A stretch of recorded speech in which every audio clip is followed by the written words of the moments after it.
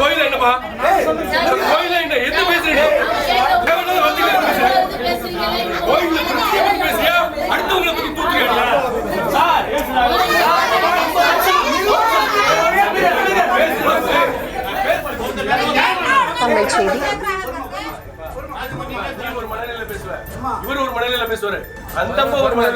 திண்டுக்கல் மாவட்டம் பில்லம்மநாயக்கன்பட்டி கிராமத்தில் அமைந்துள்ள பெருமாள் கோவிலில் அறநிலையத்துறை அதிகாரிகளிடம் வாக்குவாதத்தில் பொதுமக்கள் ஈடுபட்டு வரக்கூடிய காட்சிகளை பார்த்து வருகிறோம்.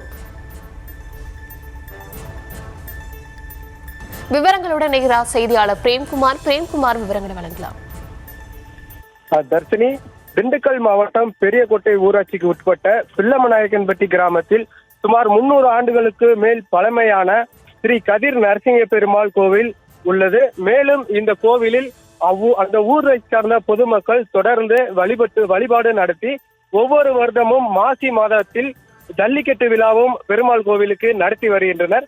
இதனிடையே இந்த கோவிலை தற்பொழுது அந்த கோவிலில் பூஜை செய்யக்கூடிய புரோகிதர்கள் மற்றும் இந்து சமயத்துறை அறநிலையத்துறை அதிகாரிகள் இணைந்து பாலாலயம் செய்வதற்காக இன்று வந்துள்ளனர்.